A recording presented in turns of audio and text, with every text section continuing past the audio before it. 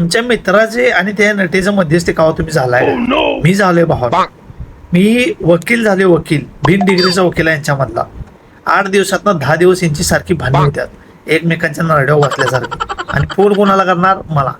भाऊजी तर त्याकडे फोन दे की माझ्याकडे बोलणं झाला अरे बोल की बोलायला काय पैसे पडते तुला बोल की त्या सगळं लाव की फोन काय नको म्हणते तुला फोन लावलायच ना नटी लगीन करणारच ना व भांडत कशाला बसतोय सारखा लगीन कर घरात आण मोकळा हो सालटी निघू देत आमची पण लगीन कर मला बांधव मिटून मिटून वैताग आला आता डोक्याची केस इथे रात गेल्यात एक तर आम्हाला इथं पुरी लागणार तू लावलायस ती लावलायस वरून तू भांडायला लावायस आम्ही काय करतो आमची जळवालाच का काय तू सरळ सांग तर बाबा तुमची जळवाले म्हणून 15-20 दिवसात त्यांची भांडणं होत्या मला भाऊजी विचारा त्याला फोन दे की अरे कशाला द्या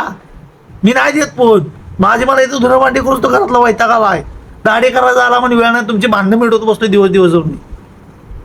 तुमच्या ग्रुपमध्ये प्रत्येक ग्रुपमध्ये असं एक तर कोणतं असतोच की नाही तो सारखं भावा माझी भांडणं झाली